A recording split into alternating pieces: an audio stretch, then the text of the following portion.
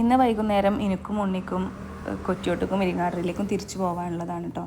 ഉണ്ണിക്ക് പിന്നെ വൈകിയാലും വലിയ കുഴപ്പമൊന്നുമില്ല, അടുത്ത് തന്നെ ആവുകൊണ്ട് ബുദ്ധിമുട്ടില്ല. എനിക്ക് അത്യാവശ്യം റണ്ണിങ് ഉണ്ടല്ലോ, അപ്പോൾ കുറച്ചെങ്കിലും നേരത്തെ പോയാൽ ഇരുട്ടണീൻ്റെ മുമ്പ് അവിടെ എത്തുള്ളൂ.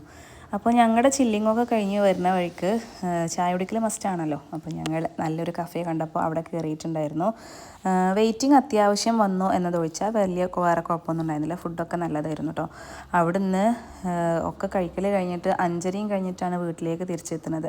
ഞാൻ ബാഗൊന്നും പാക്ക് ചെയ്തിരുന്നില്ല, വേഗം ഒക്കെ പെറുക്കി കൂട്ടി ബാഗൊക്കെ തിരികെ. 2 ദിവസത്തിനാണ് വരുന്നെങ്കിലും പിന്നെ ലഗേജിന് നമുക്ക് കുറവൊന്നും ഉണ്ടാവില്ല. അപ്പോൾ പിന്നെ വീട്ടിൽ നിന്ന് ഇരിങ്ങാട്ടിലേക്ക് പോണ സമയങ്ങളിൽ ഈ വേപ്പിൻ്റെ ഇല മസ്റ്റാണ്. അപ്പോൾ അതും ആക്കി ഒക്കെ പാക്ക് ചെയ്ത് പോയിട്ടുണ്ട്. ഇരിങ്ങാട്ടിയിലമ്മ നെച്ചുള്ളിയിലാണ് കേട്ടുള്ളത്.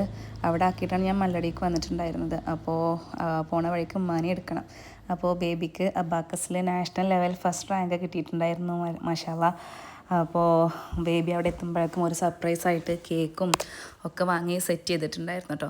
അപ്പോൾ അതും കട്ട് ചെയ്ത് കഴിച്ചിട്ടാണ് വന്നത്. വരുന്ന വഴിക്ക് വണ്ടിയിൽ നിന്ന് ഇല്ലു നല്ലപോലെ ഒന്ന് ഉറങ്ങിയിരുന്നു. അപ്പോൾ ഉറങ്ങി നീറ്റതിൻ്റെ പ്രാന്ത് ഉണ്ടായിരുന്നു കൊടുക്കും വീട്ടിലെത്തിയ ഉടനെ തന്നെ. പിന്നെ ഞാൻ വരുന്ന വഴിക്ക് രാത്രി ഫുഡൊന്നും പ്രിപ്പയർ ചെയ്ത് വെച്ചിട്ടില്ലല്ലോ. വരുന്ന വഴിക്ക് പത്തിരിയും കറിയും ഒക്കെ വാങ്ങിച്ചിട്ടുണ്ടായിരുന്നു. വന്ന പാടെ അത് കൊടുത്തിട്ട് ആണ് ബാക്കി പണിക്ക് നിന്നത്.